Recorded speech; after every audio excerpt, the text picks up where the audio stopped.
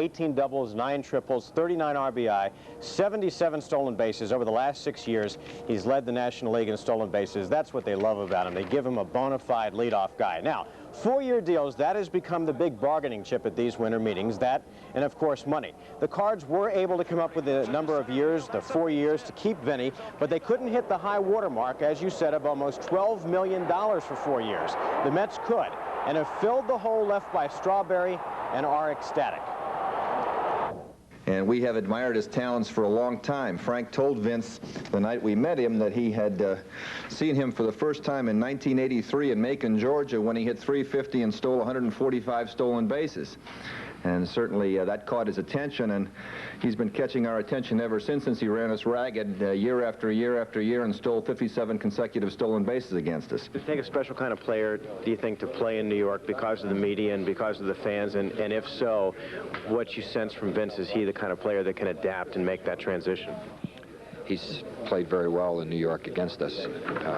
I think now he's there. And Willie McGee signed with San Francisco, but the Cards were able to trade him before the end of last season. Now, had the Cardinals been willing to match the offers these 4 guys got, McGee for $13 million, Coleman $12 million, Pendleton and Daly, they would have had to shell out a whopping $41.5 million to keep them all. Now, they finished in last place with those guys, so I guess they figure they can save $41.5 million and still finish in last place, and they just might do that. Other free agent signings today: Franklin Stubbs goes to the Brewers and Sid Bream to Atlanta. A blockbuster trade that... Our nucleus of players, we think our pitching staff is fine if we can get Joe McGrain and De Leon to get back on board and pitch the way they have for us in the past. And if that happens, we'll give our youngsters a chance to develop and learn and see how that takes us.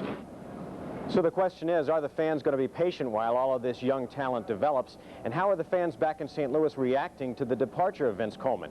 Greg Gazinski spent some time on the street. There, right? Yeah, I could use a bonfire. It's cold here in the lobby. They keep opening the doors. I know, you feel sorry for me.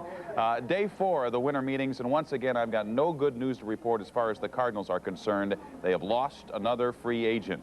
It's official. Vince Coleman has signed a 4-year, $12 million deal with the New York Mets. The Cardinals made one last-ditch effort to sign him, and Vince was sorry to say goodbye.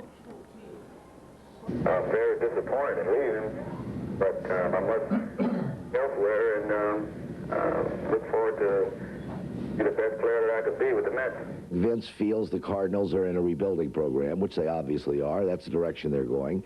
And I think he felt that, you know, he didn't necessarily want to be a part of that the first couple of years. He's probably excited about it down the road, but year 1 and 2 may not be so exciting. So Coleman, who helped the Cardinals to 2 National League pennants after coming to the majors in 1985, joins Ken Daly and Terry Pendleton as free agents, leaving St. Louis. He's coming off a year in which he hit .292 with 77 stolen bases.